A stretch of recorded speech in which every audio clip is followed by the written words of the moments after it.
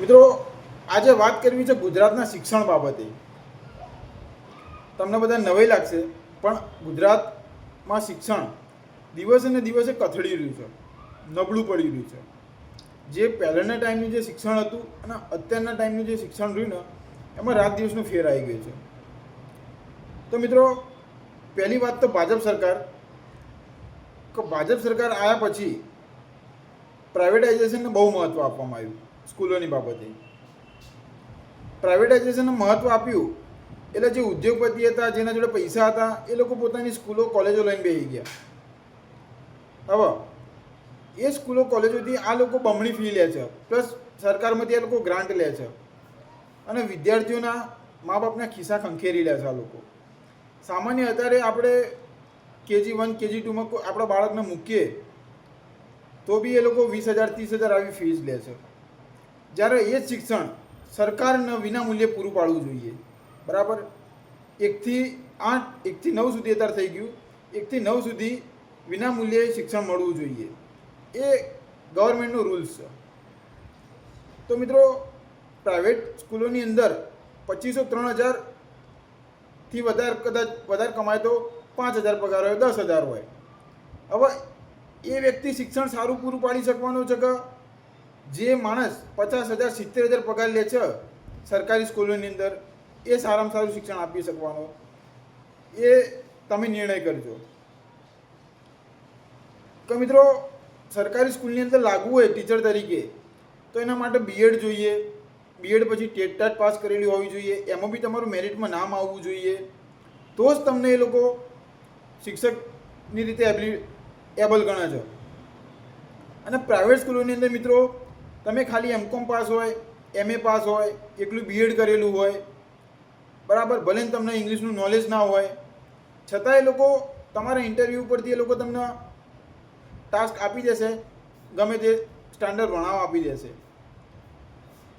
હવે આ પ્રાઇવેટ સ્કૂલોની અંદર તમને લાગે છે કે સરકારી સ્કૂલવાળો 70,000 પગાર લે છે અને આ લોકો 5 થી 10,000 પગાર લે છે.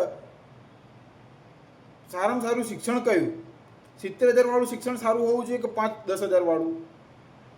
આવા જે 5-10,000 પગાર લે છે, એ પગાર ભલે 5-10,000 લેતો, પણ સામે સ્ટુડન્ટની ફી, એ ટીચરના જે ટ્રસ્ટીઓ હોય છે, એ લોકો 20,000 ને 25,000 ફી લે છે આ લોકો ફાઇનાન્સની અંદર. કોલેજોમાં બી આવું કરી નાખ્યું છે મિત્રો. જ્યાં જુઓ તો યુનિવર્સિટીઓ આપી દીધી છે. ગવર્મેન્ટની યુનિવર્સિટીઓ જ નહીં રહી હવે, એવું લાગી રહ્યું છે આપણને, કે ગવર્મેન્ટ કોલેજો જ નહીં એટલી બધી. જે જોવે સેલ્ફ ફાઇનાન્સ કોલેજો થઈ ગઈ છે. આ બધું ભાજપના રાજમાં થઈ ગયું. કોંગ્રેસના રાજમાં મિત્રો સરકારી સ્કૂલો હતી, સરકારી સ્કૂલોને પ્રોત્સાહન આપવામાં આવતું હતું વધારે પડતું, અને ટીચરો બી એ ટાઈમે એવા હતા કે આપણે ભણેલા છીએ, આપણને ખબર છે.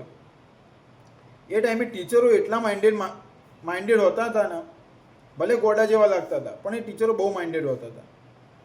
અને ભાજપ સરકારની અંદર અત્યારે ટીચરો ખાલી ટાપ-ટીપ થઈને આવો પ્રાઇવેટ સ્કૂલોની અંદર, પણ નોલેજ એટલું બધું હોતું નહીં. કેમ નહીં હોતું? કે જે યોગ્યતા જોવો ને, એ યોગ્યતા નહીં હોતી એ ટીચરોની અંદર. BA કરેલું હોય તો બી એને પ્રાઇવેટ સ્કૂલની અંદર ટીચર બનાવી દેવામાં આવે. હવે BA કરેલો માણસ તમારા બાળકને શું શિક્ષણ આપી શકવાનું? આ બધી વિચારવા જેવી બાબતો છે. અને હા, એક બીજો આપણા સમાજને, આપણા લોકોને એક એવો ચસ્કો લાગેલો છે કે બાજુવાળાનું છોકરું ઇંગ્લિશ મીડિયમમાં ભણતું હોય ને, તો આપણું બી છોકરું ઇંગ્લિશ મીડિયમમાં જાય દેખાદેખી. એવું અત્યારે આપણે એક મનની ગ્રંથિ લાઈન ઊભી કરી દીધી છે કે ના, મારો છોકરો ઇંગ્લિશ મીડિયમ જ ભણશે, કે બાજુવાળાનો આમાં ભણે તો. એટલે એક આવો ક્રેઝ બનાવી દીધો છે. પણ તમે બાળકની એબિલિટી જુઓ યાર, બાળકનું માનસિક સંતુલન જુઓ, બધું જુઓ, પછી તમે ઇંગ્લિશ મીડિયમ કે ગુજરાતી મીડિયમ ડિસાઇડ કરો. તમારા બાળકો ઉપરથી તમે ડિસાઇડ કરો ને, શું ઇંગ્લિશ મીડિયમમાં ભણશે તો IPS બની જશે, કલેક્ટર બની જશે? ખોટી વાત. બરાબર? ગુજરાતી મીડિયમમાં બી ભણશે ને તો બી એ ઇંગ્લિશ મીડિયમ સ્કૂલવાળા કરતાં આગળ નીકળ્યો હશે. એ મેઇન વસ્તુ છે આપણા બાળકો પર છે. આપણું બાળક કઈ રીતે પ્રોગ્રેસ કરી રહ્યું છે. એટલે ભાજપ સરકારની અંદર મિત્રો આ પ્રાઇવેટાઇઝેશનને જે મહત્ત્વ આપવામાં આવ્યું છે એ ખૂબ જ ખોટું છે. પ્રાઇવેટાઇઝેશન બંધ થવું જોઈએ ગુજરાતની અંદર, અને સરકારી શાળાઓનું મહત્ત્વ આપવું જોઈએ, અને સરકારી શિક્ષકોને એટલું પ્રેશર કરવું જોઈએ ને કે જે લોકો વગર ફોકટની રજાઓ ભોગવે છે અને વગર ફોકટના બેઠા બેઠા આ લોકો પગાર લે છે. એ પગાર પ્રમાણે બાળકોને શિક્ષણ પૂરું પાડો એવી એક નીતિ બનવી જોઈએ. ખાલી બસ કોઈ જિલ્લા શિક્ષણ અધિકારી આવવાનો હોય ત્યારે શાળાને બરાબર નિયમ સજાઈ નાખશે, વિદ્યાર્થીઓને ટનાટન તૈયાર કરી નાખશે, આ લોકો શીખવાડી દેશે કે આવું બોલવાનું મોટા સાહેબ આવે એટલે. આ અત્યારે એક ફોર્માલિટી બની ગઈ છે, ખાલી દેખાડવાની. જ્યારે પહેલાંના સમયમાં એવું નહોતું. કોંગ્રેસ સરકારની અંદર શિક્ષણ લેવલ બહુ સારું હતું. આપણે ભણાય છે, આપણને ખબર છે. ભાજપ સરકારની અંદર શિક્ષણ લેવલ ધીમે ધીમે બહુ કથળી રહ્યું છે, નબળું પડી રહ્યું છે. મિત્રો, કોલેજની અંદર બી આ લોકોએ એક પંક્ચ્યુઅલિટી નહીં રાખતા. લોકો BA યા BCom યા BSc યા BBA કોઈ બી કોર્સમાં જોડાય તો આ લોકો બસ ખાલી વિદ્યાર્થીઓ લેક્ચર ભરવાની કોઈ વાત જ નહીં, ડાયરેક્ટ પરીક્ષા આપવા આવવાનું, પરીક્ષા આપી એટલે પાસ થઈ જઈએ. પણ તમે વિદ્યાર્થીઓને એવું ફરજ પાડો ને કે વિદ્યાર્થી રોજે રોજ આવો, લેક્ચરમાં બેસે. જો લેક્ચરમાં બેસે તો ઓટોમેટિકલી થોડું 5% બી શીખવાનું જ છે. પણ એને ખબર છે કે આપણે ડાયરેક્ટ પરીક્ષા આપવા જઈશું, આપણે પાસ થઈ જવાના છીએ. તો આ બાબતે બી ફરજ પાડવી જોઈએ સરકારને કે વિદ્યાર્થીઓની ક્લાસની અંદર 100% હાજરી હોય. આ યુનિવર્સિટીને બી ફરજ પાડવી જોઈએ, કોલેજોને બી ફરજ પાડવી જોઈએ કે વિદ્યાર્થીઓની હાજરી હશે તો વિદ્યાર્થી કંઈક શીખશે. જો વિદ્યાર્થીઓની હાજરી જ નહીં હોય તો વિદ્યાર્થી કશું નહીં શીખી શકે. એ બસ ખાલી સર્ટિફિકેટ ઉપર, ડિગ્રી ઉપર ટકા દેખાશે, માર્કશીટ ઉપર કે આટલા ટકા છે, આટલા ટકા છે. પણ અંદર મેઇન વસ્તુ એ છે કે અંદર કેટલા ટકા ભરેલા છે મગજની અંદર, એ મહત્ત્વની વસ્તુ છે. એટલે મિત્રો, ગુજરાતનું શિક્ષણ હું ફરીથી કહું છું કે દિવસે દિવસે બહુ ખરાબ થઈ રહ્યું છે. કે જે નીતિઓ છે શિક્ષણ બાબતની એ બહુ જ ખરાબ છે. એમાં પ્રાથમિક શાળાઓની સ્થિતિ તો અત્યારે બહુ જ ખરાબ થઈ રહી છે. ભલે આ લોકો ગમે તેટલા પ્રવેશોત્સવ કરતા હોય, ખાલી એ બધી ઉપરના સાહેબો હોય, અધિકારીઓ, એમને દેખાડવાના જ ધંધા હોય છે. બાકી શિક્ષણની બાબતમાં સરકારી સ્કૂલોમાં કશું રહ્યું નથી અત્યારે.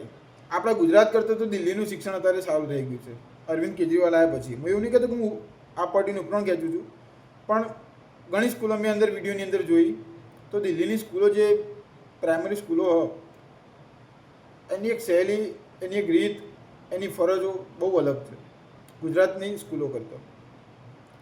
અને ગુજરાતની અંદર તો હજુ બી અમુક એવા ગામડાઓ છે જ્યાં વ્યવસ્થિત સ્કૂલો બી નથી, ધાબાવાળી. અને અમુક સ્કૂલોની અંદર વિદ્યાર્થીઓ આવે છે પણ સાહેબો નથી આવતા. ગુજરાતની સ્કૂલોની વાત કરું છું. એટલે મિત્રો, આપણે ખાલી ધર્મ, રામ મંદિર આ બધી ચર્ચાઓ ના કરાય. આપણા ગુજરાતની અંદર આપણા બાળકોનું જો આપણે સારું વિચારતા હોઈએ, આપણા ગુજરાતની પ્રજાનું એક આગળનું ભવિષ્ય, તો મેઇન વસ્તુ છે શિક્ષણ.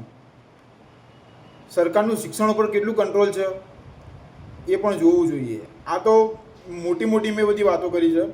બાકી આપણે ડીપમાં જઈએ ને તો શિક્ષણની બાબતે ગુજરાત બહુ પાછળ પડી રહ્યું છે. બહુ ઘણા બધા એવા પોઈન્ટો છે કે જેનો અમલ ગુજરાતની કોઈ સ્કૂલો કરતી નથી. અને હા, ખાસ પાછું રિપીટ કરું છું કે પ્રાઇવેટાઇઝેશન બંધ થવું જોઈએ. જે પ્રાઇવેટ સ્કૂલો ચાલે છે એ બંધ થવી જોઈએ. અને જે 70,000 પગાર લે છે, 80,000 પગાર લે છે ને, એને ફરજ પાડો કે તમે આપણા ગુજરાતના બાળકોને જે ઇંગ્લિશ મીડિયમની અંદર 5,000 પગાર લઈને ભણાવવાવાળા ભણાવો છો ને, એવું તમે ગુજરાતી સ્કૂલોની અંદર ભણાવો. તો જો મિત્રો આ વિડીયો તમને ગમ્યો હોય તો લાઈક કરજો, શેર કરજો અને ગમે તો સબસ્ક્રાઈબ કરજો અને આપણી ચેનલને ફોલો કરી દેજો.